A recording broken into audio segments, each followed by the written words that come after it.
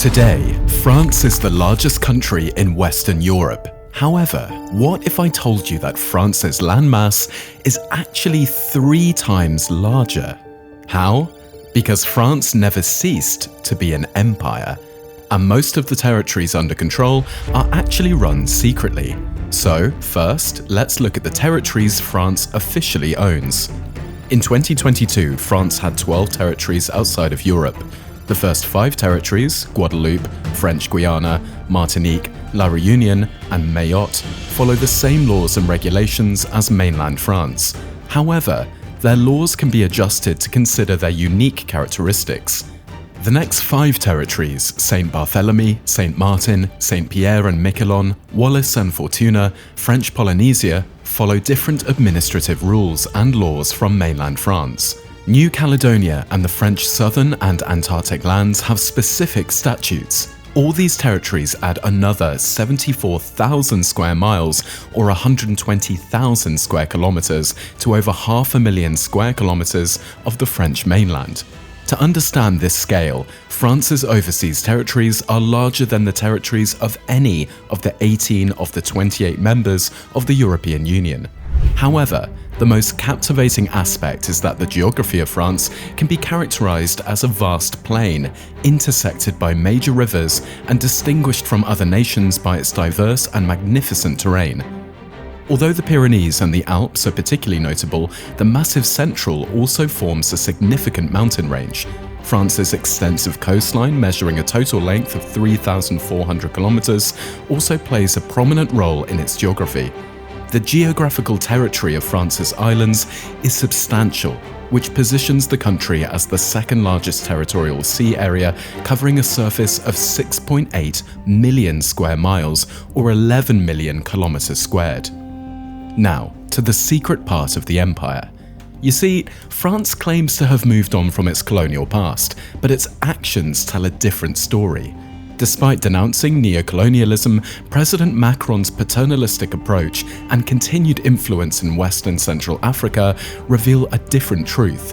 Even though France granted independence to its former colonies in the 1960s, its system of exploitation remained, hindering true sovereignty. The shadow of French influence, known as La Franceafrique, still looms large over the region.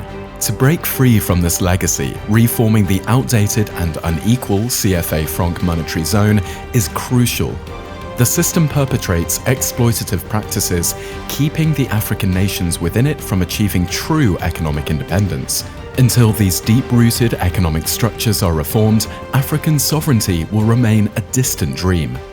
After the devastation of World War II, French President Charles de Gaulle initiated La Franceafrique, a clandestine web of French dominance in Africa. Under this scheme, French puppeted African leaders were propped up and a system of French-controlled colonies in the African monetary zone. This ominous arrangement encompasses 12 former colonies: Benin, Burkina Faso, Côte d'Ivoire, Mali, Niger, Senegal, Togo, Cameroon, Central African Republic, Chad, and Republic of the Congo, plus Guinea-Bissau and Equatorial Guinea, and wields influence over a vast expanse, accounting for 14% of Africa's populace. Spanning nearly 965,000 square miles and commanding 12% of the region's economic output. However, as history has shown, empires cannot control their former colonies as effectively. The CFA Franc, once a symbol of economic stability in Africa, has become a source of turmoil and discontent.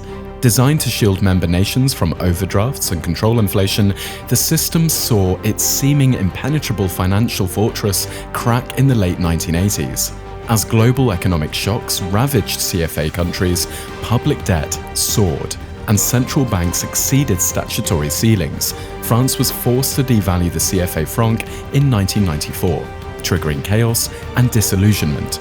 Critics argue that the system strangles growth by shackling African nations to European fiscal policies, while others see it as a neocolonial relic, perpetuating Africa's economic dependence on former European rulers. Supporters of the system, including powerful elites, maintain that it provides economic stability in a region plagued by volatility.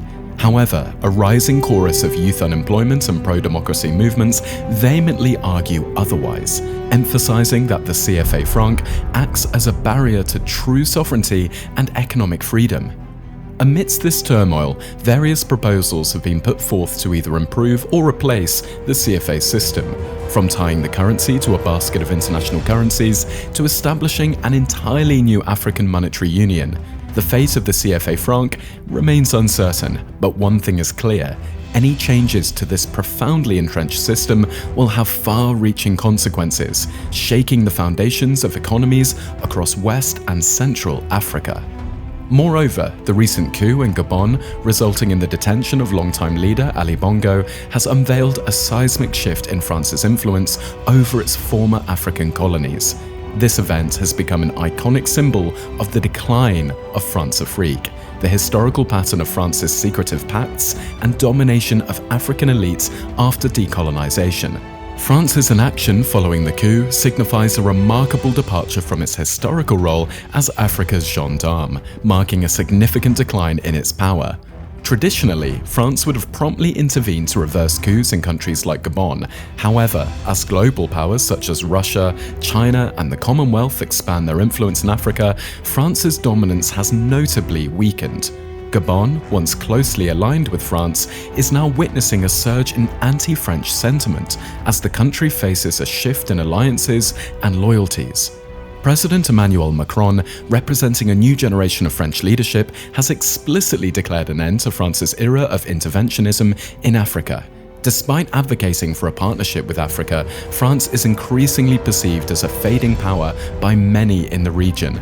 The younger generations are also less inclined to rely on France for education and opportunities, turning instead towards countries like China. The coup in Gabon and the escalating protests across the continent signal a larger trend of Africa distancing itself from its colonial past and challenging France's influence. It appears that the era of Franceafrique may finally be reaching its conclusion as Africa pursues new partnerships and endeavors to forge a future free from its historical colonial ties. But how exactly did France exploit its former colonies? For that, we need to uncover what the CFA Franc is.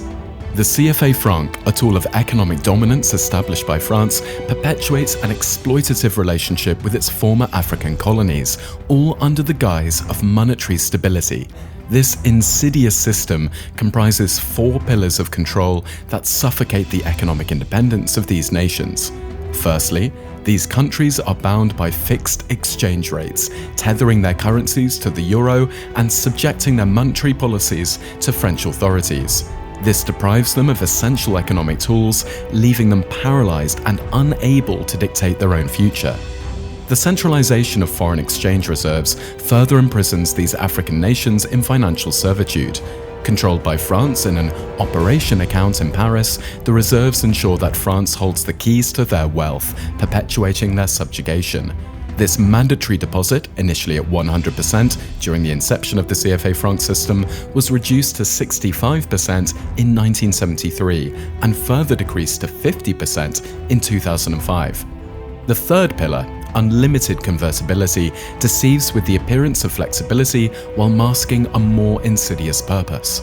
It ensures that African central banks never run out of reserves to maintain foreign trade, benefiting France while the African countries suffer.